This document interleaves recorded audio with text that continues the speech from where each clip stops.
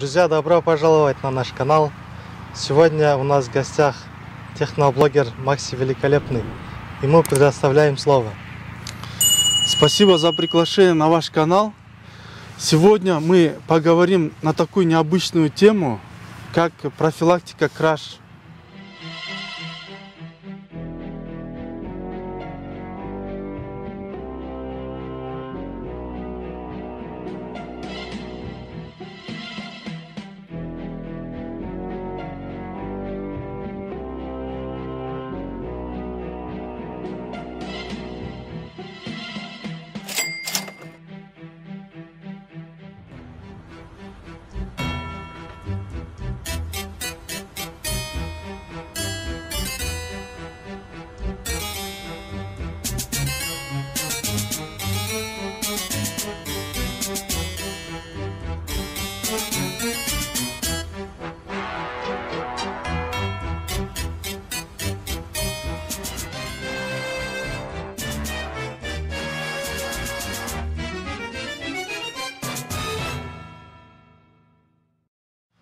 Ну, я думаю, это актуальная тема на сегодняшний момент. Вот.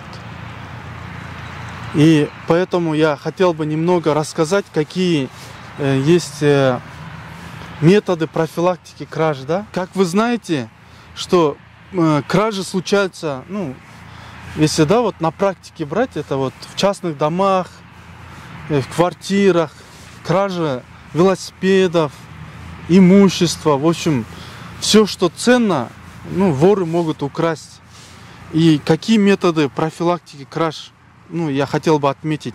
Вот, допустим, в частном доме, вот, ну, в основном, да, как статистика показывает, как вот из разговоров людей, обычно крадут, ну, то, что находится во дворе частного дома. Допустим, какие-то строительные инструменты, допустим, или какие-то бытового, допустим, да, ну, каждодневного использования, допустим, казаны, кастрюли, допустим, из строительных инструментов, если брать там, я не знаю, элементарно, допустим, лопаты там, ну, другие, это металлические изделия, да, вот, может быть, я не знаю, там, какие-то генераторы там, допустим, вот бензиновые вот эти, да, которые вот для электричества вот предназначенные, допустим, электрогенераторы, там, для цемента, допустим, какие-то вот инструменты. Вот все это может быть объектом, да, вот кражи. И вот какие методы есть, да, вот профилактики. Ну, элементарно, вот если так возьмем, это вот собака. Вот, допустим, ну, не знаю, надо завести собаку, чтобы ну, какой-то она звук, сигнал вам издавал, допустим, да, лаяла собака, вот, и тем самым вот, ну, вы будете знать, что кто-то вот проник на вашу территорию. А в случае отсутствия, допустим, в доме, да, людей, допустим, вы куда-то уехали, допустим, ну, эффективным методом, наверное, является это вот попросить своих соседей, чтобы они присматривали за вашим домом. Также есть такие методы, как охранные сигнализации, вот, допустим, GSM-сигнализация, если кто-то пытается открыть вашу дверь, ворота или дверь в ваш дом, также будет поступать сигнал на ваш телефон, даже если вы будете находиться, ну, в другом месте. Это тоже одно из профилактики краж. Ну, а также есть профилактика, как видеокамеры, тоже это, ну, будет фиксировать, да, кто захватил ваш дом, ну, будет помогать при поисках вот, воров, да. И, не знаю, также можно посоветовать охранное агентство. Ну, многие как бы считают, да, что вот эти сигнализации, охранное агентство в наше время это вот дорогое, да, как бы, да, дорогая услуга, но на практике это, ну, не так уж и дорого. В пределах от 5000 и до 15 тысяч тенге обходятся эти услуги. Ну, я не знаю, конечно, сейчас по новым расценка, может быть, идет подорожание, это вот надо выяснять. Ну, как бы, да, все равно это как бы недорогая услуга в месяц. Я думаю, ну, необходимо такими услугами пользоваться, если у вас есть, ну, какие-то ценные вещи дома. Вот. Нуржигит, а ты чем бы поделился, да, вот как предотвратить, ну, кражи? Макс, насчет профилактики краж в домах, я бы посоветовал держать инструменты в закрытых сараях под замком, чтобы ничего не валялось в открытых местах. Как и сам говорил, также многие имеют дома, в частном доме, собаки, элементарные звоночки. А вот другие вот вещи, кроме строительных, бытовых, допустим, велосипеды, как бы можно просто так оставлять во дворе там? Насчет велосипедов, да, их тоже следует хранить в закрытых гаражах, сараях. Чем больше ваших инструментов содержится в закрытых помещениях, тем это больше безопаснее и будете уверены о защите.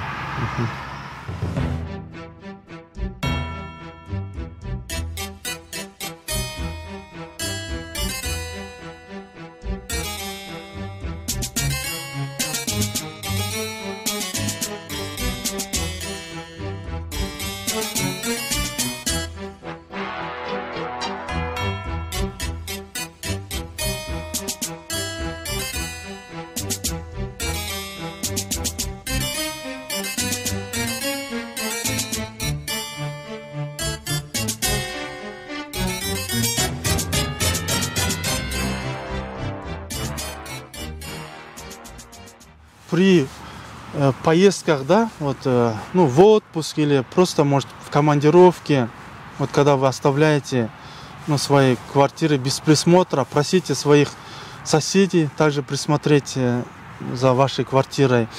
Элементарно, ну, намеком на то, что в квартире никого нету, является, я думаю, вот квитанции, да, вот за ком-услуги. Ну, и элементарно это любому человеку понятно, что в доме, допустим, нету людей. Поэтому попросите своих соседей, чтобы они забирали эти листы, и потом, как вы придете, может, там через месяц, через неделю, чтобы они вам потом вернули эти квитанции. Это тоже вот является профилактикой. Макс, я также порекомендовал бы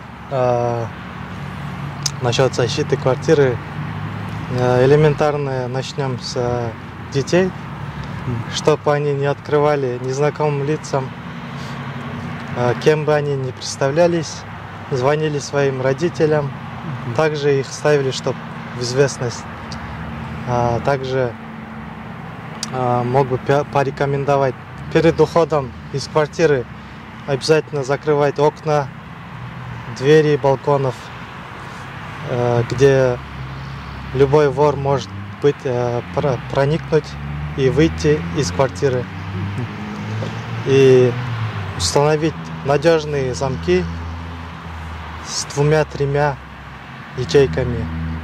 Так, и вот я порекомендовал, вот элементарно, если вот зайти на Инстаграм, давайте зайдем на Инстаграм, и есть такие компании, как OnSet Тарас, да, вот видеонаблюдение в Таразе. Вот, как мы видим, да, она находится по адресу Кошиней 78. Это угол Абая Фурманова. Вот как мы видим, да, здесь телефоны. И вот здесь какие они виды услуг предоставляют. Вот видеонаблюдение, комплексные решения в области безопасности, да. Вот мы видим видеокамеры. Так, комплекс системы безопасности, камеры на любой вкус, профессиональная установка и монтаж. Вот. Также вот такие есть камеры. Крутая уличная HD камера. Подходит как для дома, так и для офиса. Ну, это вы все можете найти на Instagram OnSet Тарас. И посмотреть их цены, написать им. И вот также вот здесь видите, да, охранная GSM сигнализация. Для сейфа, дома, квартиры, офиса, магазина и склада. Вот. Ну, я тоже пользуюсь такой системой сигнализации, GSM сигнализации. Но чем она хороша? Тем, что когда вас нету дома, и кто-то пытается открыть вашу дверь, окно, и приходит звонок на ваш сотовый телефон. И вы видите, да, вы можете назвать этот звонок, как сигнализация, и понять, что кто-то пытается зайти в ваш дом. И быстро, оперативно приехать домой или позвонить, да, в правоохранительные органы. А также вот в продолжение нашей темы насчет велосипедов, я бы дал совет людям не оставлять велосипеды в подъездах, так как, ну, сами знаете, жильцы дома заходят, выходят, и там в любой момент может быть дверь открыта остаться. Но это тоже не гарантия того, что там вас не украдут. Потому что ну, вор, он знает уже, как проникнуть в подъезд. Элементарно он может сказать: я пришел, там, я контролер, пришел проверить, откройте, пожалуйста, дверь. А вы в это время просто откроете, там, незнакомое лицо, и он просто так вынесет велосипед из подъезда. Вот. Поэтому желательно не оставлять велосипеды в подъезде. А если оставлять, тогда уже ну, на прочные, на качественные, вот, да, вот, которые противоугонные приспособления ставить. И также вот во многих случаях, вот, да, жизнь показывает, что многие люди оставляют свои велосипеды возле магазинов. Вот, ну, быстро, да, там, элементарно: ой, я сейчас быстро куплю хлеб и выйду. И тоже это будет, ну, как бы, да, моментом для кражи велосипедов. Поэтому нежелательно так делать. Лучше или занести в магазин с разрешения продавца, или также использовать противоугонные устройства. Также имеют место кражи угонов автомашин или кражи вещей с автомашин. Поэтому как бы призываем людей не оставлять ценные вещи в машинах. Ну, в основном, как показывает практика, кражи с вещей происходит, когда вот люди, да, привозят своих детей в школы или в детские сады. Вот, ну, тоже так же они думают: вот я сейчас быстро отведу своего ребенка, и оставляют открытыми двери или окна машин. Это является легким моментом для краж. Поэтому желательно не оставлять открытыми двери и окна. Ну, имеет место оставление машин, да, вот перед двором, ну, перед домом, во дворах. Вот иногда люди оставляют свои машины на ночь. Это тоже неправильно, я считаю. Потому что, ну, обычно люди же ночью спят. И поэтому элементарно, даже если в машине стоит сигнализация, они могут ее не услышать. Поэтому желательно оставлять машины на охраняемых автостоянках. Ну, это, я думаю, недорого сейчас в наше время, чем потом, если произойдет угон автомашины или каких-то ценных вещей, да, автомагнитол, там, запчастей, элементарно колеса воруют там, да. Вот. А ты, Нуржигит, что бы посоветовал? Насчет темы автомашины я бы посоветовал, как ты сам говоришь, хранить в охраняемых автостоянках. Но как практика показывает, в основном в частных домах их легче хранить, поскольку у тебя машина стоит за воротами, закрытые помещения. А тем жильцам, которые живут в микрорайонах, им посложнее, поскольку с каждым годом машины все больше увеличиваются, наблюдаются нехватки парковочных мест, закрытых автостоянок. Это один из главных проблем, я думаю. И из-за этого происходят вот такие вот факты угона автомашины, кражи из них, магнитолы, всякие дорогостоящих запчастей. А как ты думаешь, потом эти краденные вещи куда сбывают воры? Просто твое мнение, там, мысли. Я думаю, они стараются как можно быстрее их сдать в базарах, в разборках. Если, допустим, автомагнитола стоит 100 тысяч, они их продают за полцены, за 50 тысяч. И так получается быстро продать краденую вещь.